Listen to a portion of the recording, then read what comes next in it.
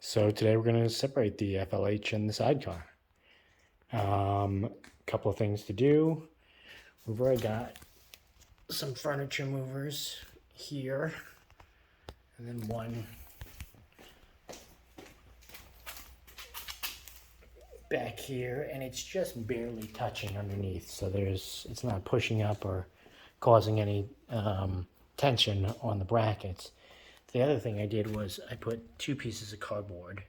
The first to give a slicker surface, and the second so that it'll slide out.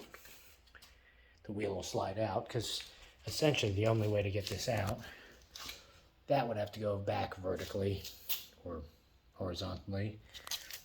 This will have to go, straight out this way, and this one will be detached. It'll want to come out this way. So there's no way to move the bike with, lean it or whatever, because if you try to lean it to this side, this bracket's going to push. If you tried to go back and forth, that one's going to mess up. So really, you got to remove the sidecar from the bike, or at least that's what I'm thinking.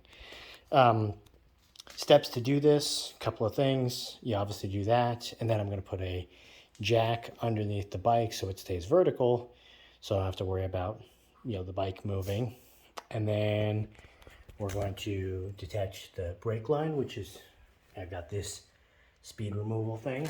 We're going to detach the wiring harness, which is just the 2 plugs that go there, and then the three bolts. We'll do the top one last, and then I put a little speedometer on here, not a speedometer, a tack, just to see, because Shovelhead doesn't sound like my Evo or my twin cam, but I made this detachable too, and so it's just got 2 bullet connectors, actually 3. So here's the 3 wires, and you can see they are color coded. So black to black, red to red, and I didn't have a green wire or whatever. So these just pull out, and then the speedometer or the tack is detached. So we'll give this a try. It's whatever, 540. Not rushing, but hopefully this won't take too long. So the person who made this rig knew what they were doing. So they made a female and a male that match up to this guy under here, which reconnects everything for the bike's wiring harness, so you can't mess it up. 1 twist tie that goes, not twist tie, zip tie holds it, and then it zips behind the battery box, and you can usually just wiggle this out. The one goes behind the battery box, but the bigger one needed to be pushed forward, but there's enough slack to do it, so we're good with that. Just to show this part, this is that race release or whatever, quick release brake line. So you just push up, give it some pressure, and pops right off. And as you can see, it's got a hook like that, and the line is pressurized. I've already tested it, doesn't add air to the system. And then, like I said, these just pop out. I made the side that goes to the bike covered, because obviously one of those is energized, so we don't want it grounding out, and then it can just get tucked up into here, and you can put a zip tie or whatever. But good way to add a tack quickly if you don't really want it to be a permanent addition. And yeah, I got a dorky cup holder here and a cell phone mount, so went full dork. Okay, so for removing the bracket, 3/4, and the other 2 are 1.1 inches. And since there's not there's probably a little bit of slack or movement in there, what I'll do is I'll do this one first, because it's got actually a plate underneath it, so it won't tip over any further.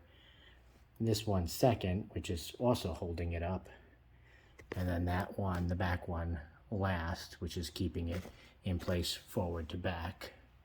And from that point, with these things, whether it leans a little bit or not, I should be able to rock the bike, move it around, get it supported on this, and then just muscle this thing out sideways using the cardboard as a slide on the side wheel. And these things are already set up to roll that way, so it should just roll out at that point, but we'll see. Okay, well, we are apart. The back one was the last one I did. I feel okay with that choice. You have to get the bike leaned enough and basically whack it through with the rubber mallet of decent size, because no matter how well it's lined up, there's going to be a little bit of tension on it no matter what. Helps to have the bike on a stand, but lowered slightly so you can rock the wheel or turn the, rock the bike or turn the handlebars just to give it some movement. This one was easy. You basically, with the cardboard and the stands, you just sort of pull it out at a slant, sort of slide it from that way, from the very rear, and sort of turn it. The reason you have to do that is this is a little over-engineered.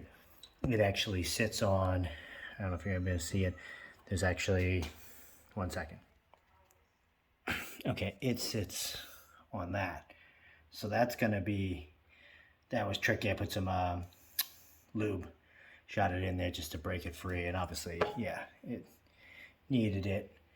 But now we are supported by the two stands, and this thing is actually surprisingly easy to move once it's on these stands, especially since they're going in the right direction. So let's just make sure the bike is fully supported on this stand, and we'll separate it.